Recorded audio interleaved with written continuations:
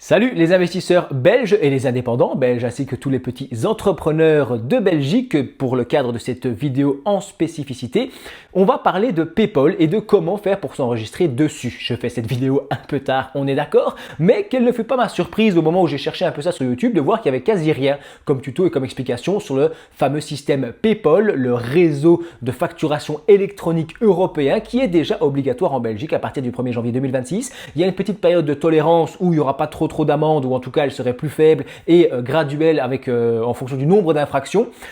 Je sais que tout le monde râlait un petit peu sur ce système. Je comprends que ceux qui font des factures PDF et qui bossent à l'ancienne sur Excel et tout ça depuis 30 ans par exemple ou même plus, c'est un peu compliqué quand il y a du changement, mais pour une fois, ça n'a pas l'air trop complexe ici. Une fois que tu es lancé, franchement, ça se passe plus ou moins bien et on va parler de tout ça dans cette vidéo. PayPal, contrairement à ce que beaucoup de gens et de Belges pensent, ce n'est pas un nouveau système, un nouveau type de facture, d'accord, que tu dois réapprendre à faire ou à écrire. PayPal, c'est plutôt un réseau, d'accord, un réseau sécurisé, fermé et standardisé qui permet aux logiciels de se parler un petit peu entre eux. Avant, tu faisais facture, transformation en PDF, tu envoyais ça par mail au client et ensuite, lui, il encode manuellement, toi aussi, chacun de son côté et puis on déclare.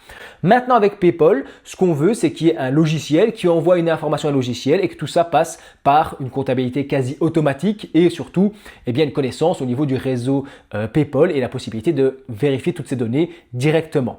À la base, on te dit que c'est pour lutter contre la fraude à la TVA notamment et contre ce genre de choses, pour réduire aussi les erreurs et les cafouillages, avoir une vision beaucoup plus automatisée et évoluer un petit peu à ce niveau-là. Bref, on en pense ce qu'on en pense. Maintenant, c'est là.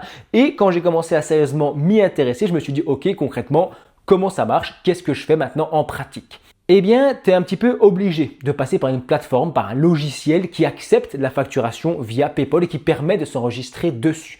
Personnellement, j'ai choisi Accountable. Si jamais ça t'intéresse et que tu veux profiter de 2 semaines d'essai gratuites à 100% avec toutes les fonctionnalités, tu peux passer par le premier lien en description. Je toucherai aussi une petite commission, donc ça soutient mon travail et la chaîne. Je tiens à signaler également qu'il y a d'autres systèmes, d'autres applications, d'autres logiciels qui permettent de créer un compte PayPal et de se connecter. En général, c'est pas très compliqué. Donc, il faut vraiment prendre celui que tu vas aussi utiliser dans le quotidien. PayPal, c'est pas le critère de base. C'est nécessaire du coup maintenant. Mais c'est surtout que tu dois te sentir à l'aise avec l'application. Moi, j'utilisais Accountable avant.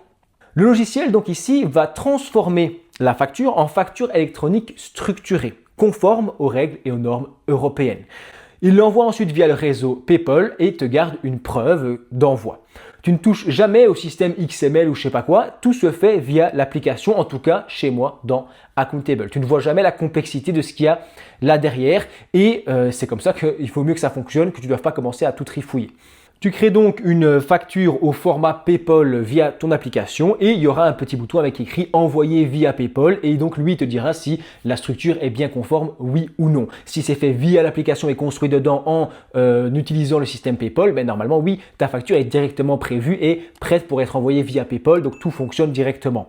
Sur l'application, n'importe laquelle que tu pourrais choisir, elle va te demander en général ta carte d'identité, des informations, ton numéro d'entreprise, ton numéro de TVA, l'adresse, etc. Et puis une petite étape de vérification et de connexion via PayPal. Une fois que toutes tes infos sont référencées, en fait, ça prend, en général, moi, ça avait pris peut-être 1 heure ou un truc comme ça, pas plus, et ça s'était connecté directement via PayPal et le petit logo m'expliquait ça. Ensuite, tu peux être redirigé vers une page qui s'appelle le PayPal Directory, il me semble, où tu peux ensuite retrouver tes identifiants PayPal. Il y en a souvent 2. Ça, je vais préparer une autre vidéo sur le sujet parce que c'est un peu plus compliqué. Mais en gros, c'est une fois que tu es connecté via l'application et que tu es connecté sur PayPal, tout fonctionne, tout s'allume en vert. Tu peux envoyer ta première facture via PayPal, convertie au bon format et tout ça. Si la personne est sur PayPal, dans ce cas-là, forcément, il va la recevoir. Sinon, on te dira que ça ne fonctionne pas et ça, c'est pas ta faute. Toi, tu as essayé de le faire et malheureusement, c'est l'autre personne qui n'est pas encore sur PayPal. Ça, c'est sa responsabilité, c'est un peu son problème. Toi, de ton côté, tu gardes ta preuve d'envoi qui est conforme. J'étais en train de faire le montage et je me rends compte que j'ai été un petit peu vite sur cette partie. En fait, si l'autre personne, le client ou quoi, n'est pas sur PayPal, dans ce cas-là, c'est mieux d'envoyer quand même la facture via mail avec un PDF. On est bien d'accord parce que sinon, il n'est pas facturé Avant ça, il faut quand même tenter évidemment l'envoi via PayPal et essayer d'aller sur le PayPal Directory, de taper le numéro d'entreprise de la personne pour voir s'il est bien connecté à PayPal, oui ou non. Si ce n'est pas le cas, bah oui, on doit bien faire à l'ancienne. Mais garde quand même des preuves que tu as essayé de l'envoyer via PayPal, un petit screenshot par exemple, ce genre de choses pour montrer que toi, tu as tenté de faire la manœuvre. En tout cas, c'est ce que moi je ferais. Je l'ai dit, je ne suis pas encore expert PayPal. Si tu veux savoir si l'autre personne est sur PayPal, tu peux passer encore une fois, j'ai remis un lien en description vers le PayPal Directory là qui permet d'être un petit moteur de recherche. Tu tapes son numéro de TVA et tu verras s'il est enregistré, oui ou non. Je ne sais pas si je l'ai dit, mais il faut insister, c'est uniquement pour le B2B en Belgique, donc business to business, ça veut dire quand on a une entreprise qui vend ou qui achète à une autre entreprise. Ce n'est pas nécessaire d'utiliser PayPal pour les particuliers, de toute façon ce serait trop complexe ici. Plutôt que d'attendre 2030 comme certains pays, la Belgique a fait son choix. Elle s'est dit je vais prendre un petit peu de l'avance, je vais aller un peu plus vite et rendre ça obligatoire dès le 1er janvier 2026.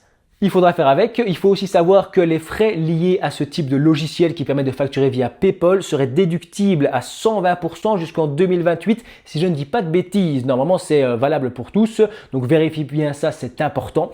Mais derrière, évidemment, on devra continuer de le payer. Ça restera toujours évidemment une charge déductible. Mais bon, j'insiste sur le fait que je ne suis pas encore un expert de PayPal. Je te partage un petit peu mon ressenti et mon expérience en tant que particulier et que petit gestionnaire de petite entreprise.